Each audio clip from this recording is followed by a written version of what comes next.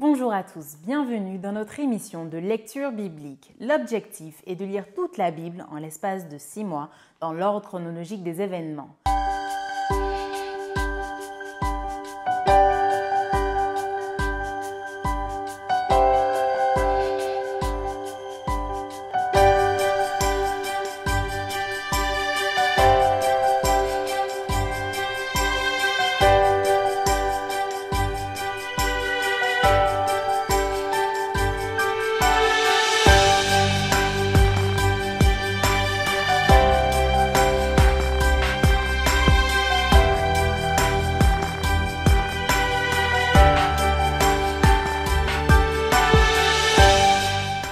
Cette émission vous est proposée par l'Église adventiste du 7e jour d'Évry. Si vous voulez suivre ce plan, vous pouvez cliquer sur le lien dans la description. N'hésitez pas à vous abonner à notre chaîne Évry Adventiste afin de recevoir toutes les nouvelles vidéos de lecture. Et n'hésitez pas à poser toutes vos questions dans les commentaires. Aujourd'hui, nous lirons le livre de Matthieu au chapitre 16 à 17, ensuite le livre de Marc du chapitre 8 à 9 et nous terminerons par le livre de Luc du chapitre 9 au verset 18 jusqu'à la fin. Matthieu chapitre 16. Les pharisiens et les sadducéens abordèrent Jésus et pour l'éprouver lui demandèrent de leur faire voir un signe venant du ciel. Jésus leur répondit : le soir vous dites, il fera beau car le ciel est rouge, et le matin, il y aura de l'orage aujourd'hui car le ciel est d'un rouge sombre. Vous savez discerner l'aspect du ciel et vous ne pouvez discerner les signes des temps. Une génération méchante et adultère demande un miracle. Il ne lui sera donné d'autre miracle que celui de Jonas. Puis il les quitta et s'en alla. Les disciples, en passant à l'autre bord, avaient oublié de prendre des pains. Jésus leur dit : gardez-vous avec soin du levain des pharisiens et des sadducéens. Les disciples raisonnaient en eux-mêmes et disaient : c'est parce que nous n'avons pas pris de pain. Jésus, l'ayant connu, dit : pourquoi raisonnez-vous en vous-même, gens peu de foi, sur ce que vous n'avez pas pris de pain ? Êtes-vous encore sans intelligence et ne vous rappelez-vous plus les 5 pains des 5000 hommes et combien de paniers vous avez emportés ? Ni les 7 pains des 4000 hommes et combien de corbeilles vous avez emportés ? Comment ne comprenez-vous pas que ce n'est pas au sujet de pain que je vous ai parlé ? Gardez-vous du levain des pharisiens et des sadducéens. Alors ils comprirent que ce n'était pas du levain du pain qu'il avait dit de se garder, mais de l'enseignement des pharisiens et des sadducéens. Jésus, étant arrivé dans le territoire de Césarée de Philippe, demanda à ses disciples : qui dit-on que je suis, moi, le Fils de l'homme ? Ils répondirent : les uns disent que tu es Jean-Baptiste, les autres Élie, les autres Jérémie ou l'un des prophètes. Et vous, leur dit-il, qui dites-vous que je suis ? Simon-Pierre répondit : tu es le Christ, le Fils du Dieu vivant. Jésus, reprenant la parole, lui dit : tu es heureux, Simon, fils de Jonas, car ce ne sont pas la chair et le sang qui t'ont révélé cela, mais c'est mon Père qui est dans les cieux. Et moi je te dis que tu es Pierre, et que sur cette pierre je bâtirai mon église, et que les portes du séjour des morts ne prévaudront point contre elle. Je te donnerai les clés du royaume des cieux. Ce que tu lieras sur la terre sera lié dans les cieux, et ce que tu délieras sur la terre sera délié dans les cieux. Alors il recommanda aux disciples de ne dire à personne qu'il était le Christ. Dès lors, Jésus commença à faire connaître à ses disciples qu'il fallait qu'il allât à Jérusalem, qu'il souffrit beaucoup de la part des anciens, des principaux sacrificateurs et des scribes, qu'il fut mis à mort et qu'il ressuscita le 3e jour. Pierre, l'ayant pris à part, se mit à le reprendre et dit : à Dieu ne plaise, Seigneur, cela ne t'arrivera pas. Mais Jésus, se retournant, dit à Pierre : arrière de moi, Satan, tu mets en scandale, car tes pensées ne sont pas les pensées de Dieu, mais celles des hommes.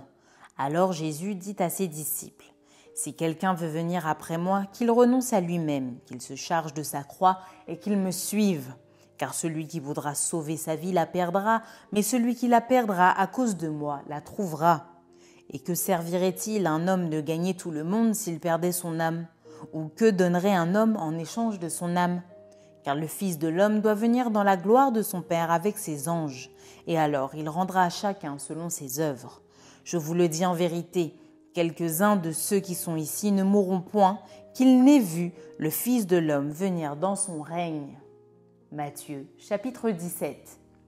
6 jours après, Jésus prit avec lui Pierre, Jacques et Jean son frère, et il les conduisit à l'écart sur une haute montagne. Il fut transfiguré devant eux, son visage resplendit comme le soleil et ses vêtements devinrent blancs comme la lumière. Et voici Moïse et Élie leur apparurent, s'entretenant avec lui. Pierre, prenant la parole, dit à Jésus : « Seigneur, il est bon que nous soyons ici. Si tu le veux, je dresserai ici 3 tentes, une pour toi, une pour Moïse et une pour Élie. » Comme il parlait encore, une nuée lumineuse les couvrit. Et voici une voix fit entendre de la nuée ces paroles : « Celui-ci est mon Fils bien-aimé, en qui j'ai mis toute mon affection. Écoutez-le. » Lorsqu'ils entendirent cette voix, les disciples tombèrent sur leurs faces et furent saisis d'une grande frayeur. Mais Jésus, s'approchant, les toucha et dit : « Levez-vous, n'ayez pas peur. » Ils levèrent les yeux et ne virent que Jésus seul. Comme ils descendaient de la montagne, Jésus leur donna cet ordre : « Ne parlez à personne de cette vision jusqu'à ce que le Fils de l'homme soit ressuscité des morts. » Les disciples lui firent cette question : « Pourquoi donc les scribes disent-ils qu'Élie doit venir premièrement ?» Il répondit : « Il est vrai qu'Élie doit venir et rétablir toutes choses. Mais je vous dis qu'Élie est déjà venu, qu'ils ne l'ont pas reconnu et qu'ils l'ont traité comme ils ont voulu. De même, le Fils de l'homme souffrira de leur part. » Les disciples comprirent alors qu'il leur parlait de Jean-Baptiste. Lorsqu'ils furent arrivés près de la foule, un homme vint se jeter à genoux devant Jésus et dit : « Seigneur, aie pitié de mon fils, qui est lunatique et qui souffre cruellement. Il tombe souvent dans le feu et souvent dans l'eau. Je l'ai amené à tes disciples et ils n'ont pas pu le guérir. » « Race incrédule et perverse, répondit Jésus, jusque à quand serai-je avec vous? Jusque à quand vous supporterai-je? Amenez-le-moi ici. » Jésus parla sévèrement au démon qui sortit de lui et l'enfant fut guéri à l'heure même. Alors les disciples s'approchèrent de Jésus et lui dirent en particulier : « Pourquoi n'avons-nous pu chasser ce démon ? » « C'est à cause de votre incrédulité, leur dit Jésus.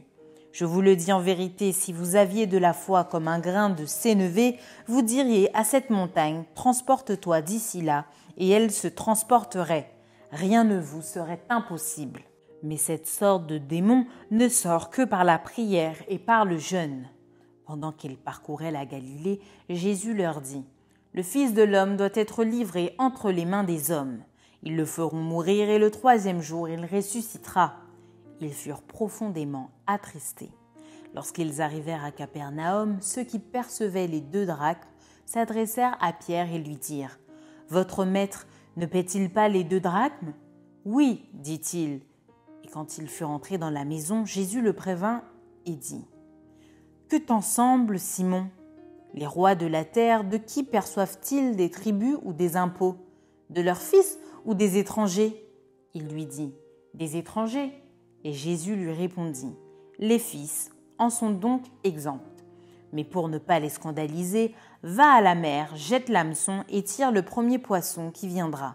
Ouvre-lui la bouche et tu trouveras un statère. Prends-le et donne-le leur pour moi et pour toi. » Marc chapitre 8.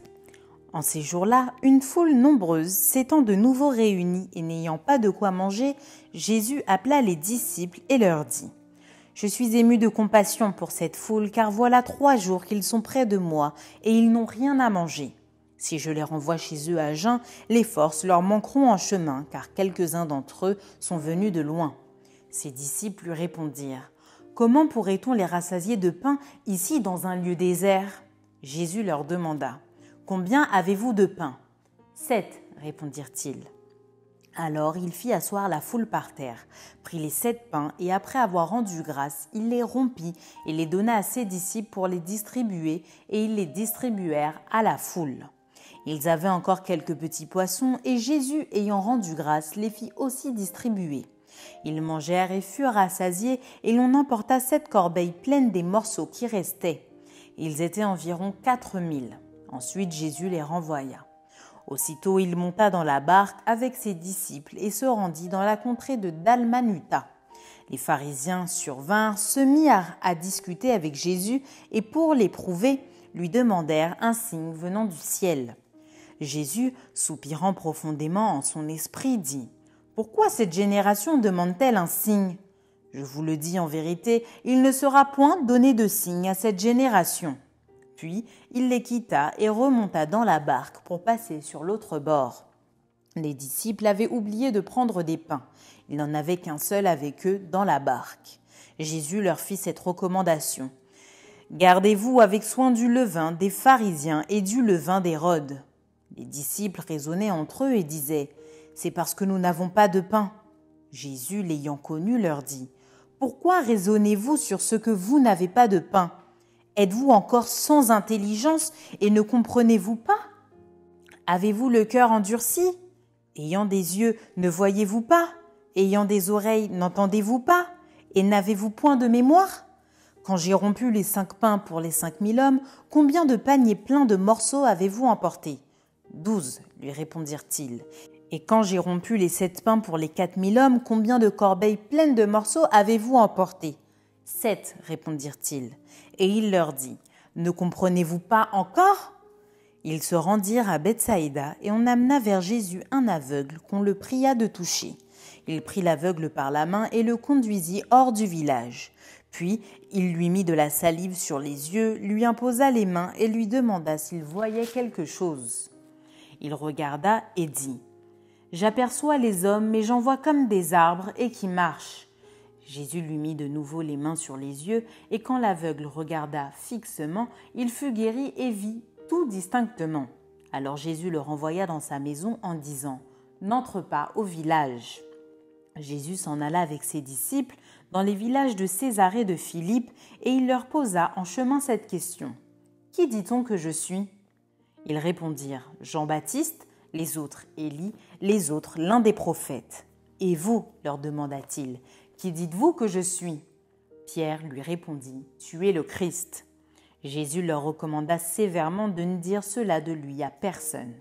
Alors il commença à leur apprendre qu'il fallait que le Fils de l'homme souffrit beaucoup, qu'il fût rejeté par les anciens, par les principaux sacrificateurs et par les scribes, qu'il fût mis à mort et qu'il ressuscita 3 jours après. Il leur disait ces choses ouvertement, et Pierre, l'ayant pris à part, se mit à le reprendre.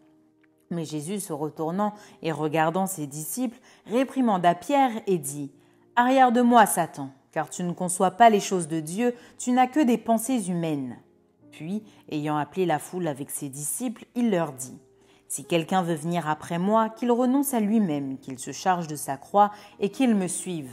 Car celui qui voudra sauver sa vie la perdra, mais celui qui perdra sa vie à cause de moi et de la bonne nouvelle la sauvera. Et que sert-il à un homme de gagner tout le monde s'il perd son âme ? Que donnerait un homme en échange de son âme ?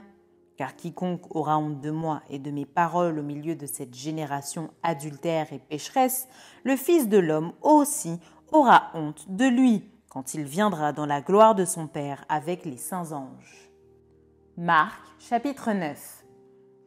Il leur dit encore, « Je vous le dis en vérité, quelques-uns de ceux qui sont ici ne mourront point, qu'ils n'aient vu le royaume de Dieu venir avec puissance. » 6 jours après, Jésus prit avec lui Pierre, Jacques et Jean, et il les conduisit seuls à l'écart sur une haute montagne. Il fut transfiguré devant eux. Ses vêtements devinrent resplendissants et d'une telle blancheur qu'il n'est pas de foulon sur la terre qui puisse blanchir ainsi.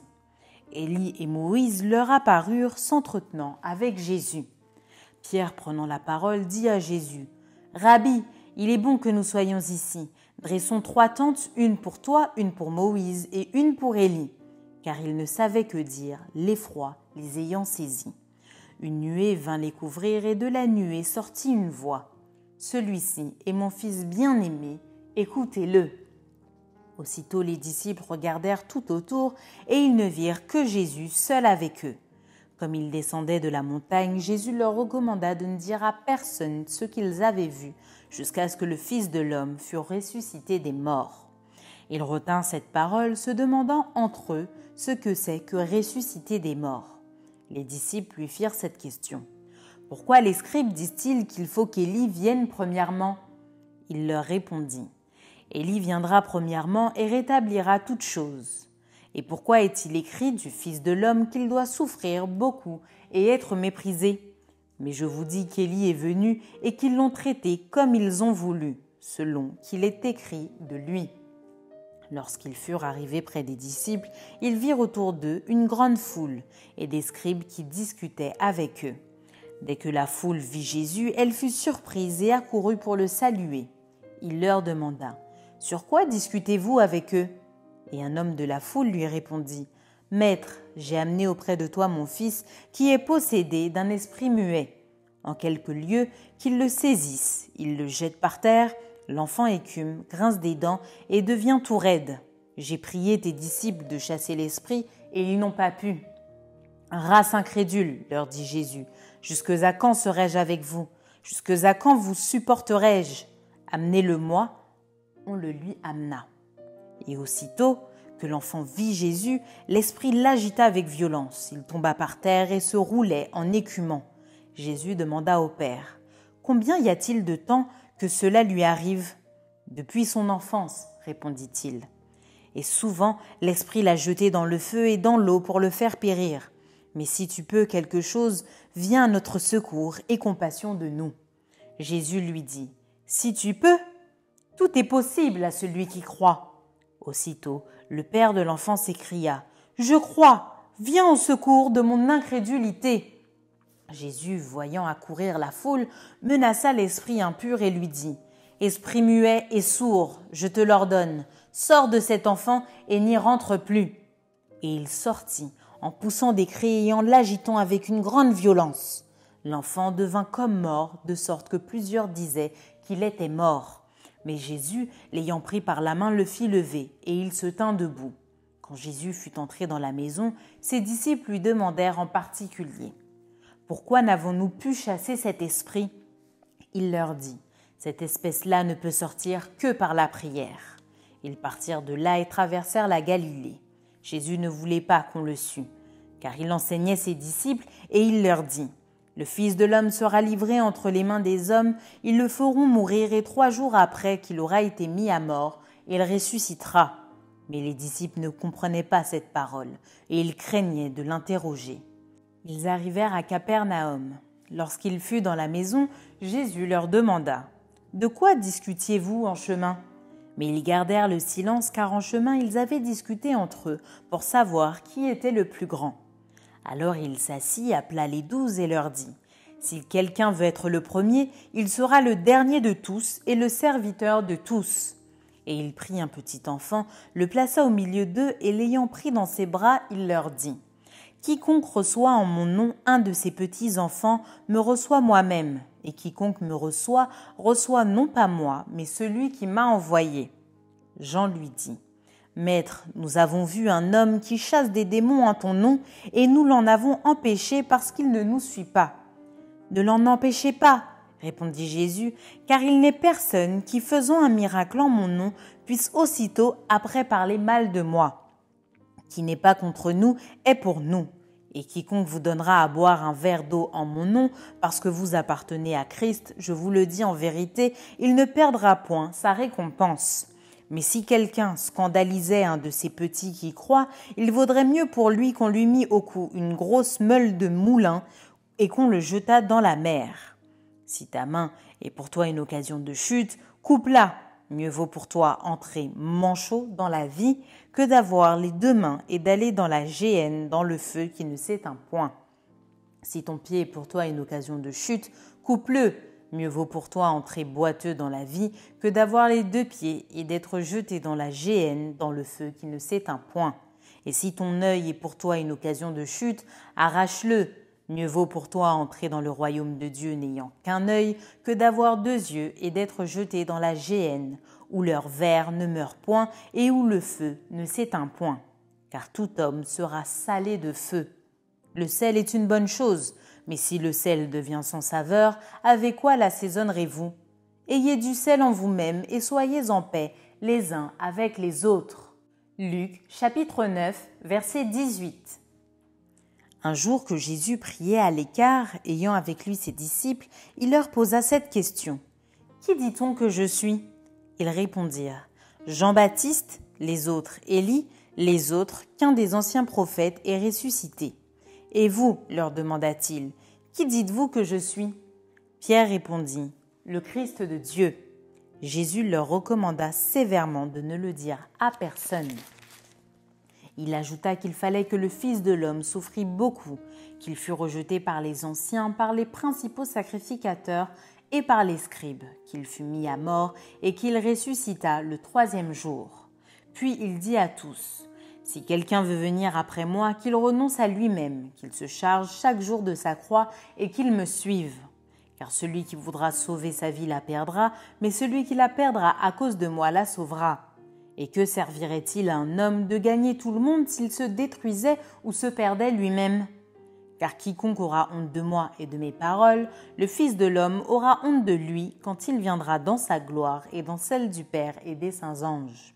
Je vous le dis en vérité, quelques-uns de ceux qui sont ici ne mourront point qu'ils n'aient vu le royaume de Dieu. » Environ 8 jours après qu'il eut dit ces paroles, Jésus prit avec lui Pierre, Jean et Jacques et il monta sur la montagne pour prier.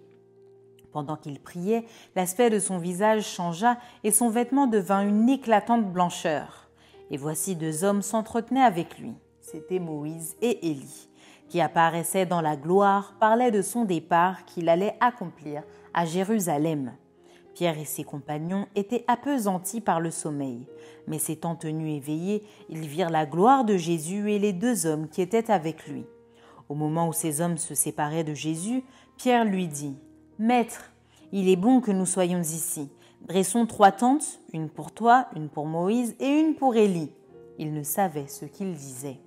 Comme il parlait ainsi, une nuée vint les couvrir, et les disciples furent saisis de frayeur en les voyant entrer dans la nuée.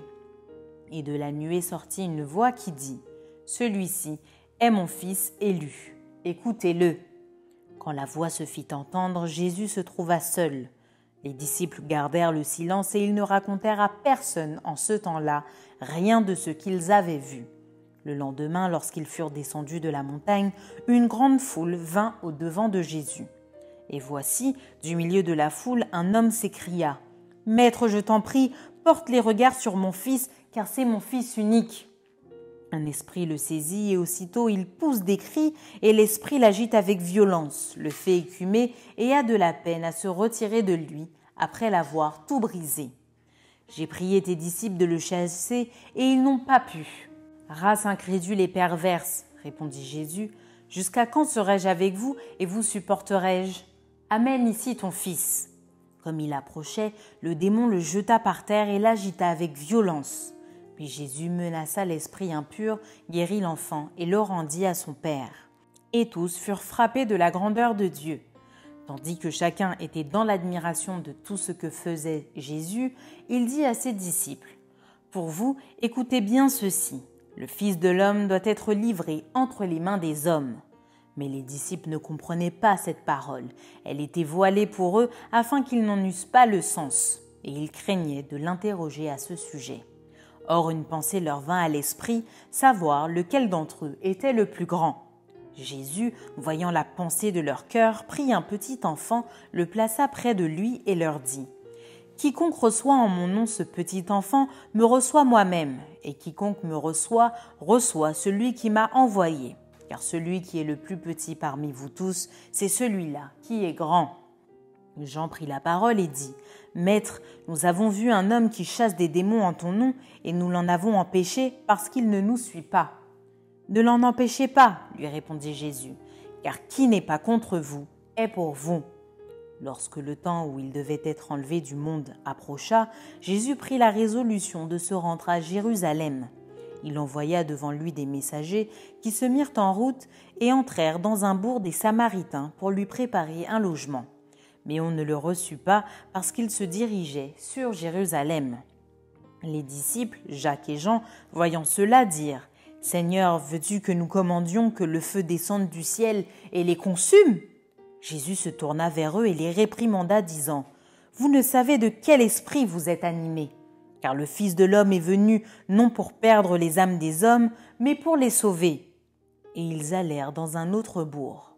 Pendant qu'ils étaient en chemin, un homme lui dit, « Seigneur, je te suivrai partout où tu iras. » Jésus lui répondit, « Les renards ont des tanières et les oiseaux du ciel ont des nids, mais le Fils de l'homme n'a pas un lieu où il puisse reposer sa tête. » Il dit à un autre, « Suis-moi. » Et il répondit, « Seigneur, permets-moi d'aller d'abord ensevelir mon père. » Mais Jésus lui dit, « Laisse les morts ensevelir leurs morts, et toi, va annoncer le royaume de Dieu. » Un autre dit, « Je te suivrai, Seigneur, mais permets-moi d'aller d'abord prendre congé de ceux de ma maison. » Jésus lui répondit, « Quiconque met la main à la charrue et regarde en arrière n'est pas propre au royaume de Dieu. » Merci d'avoir partagé cette lecture avec nous. Je vous donne rendez-vous demain, si Dieu veut, pour un nouvel épisode.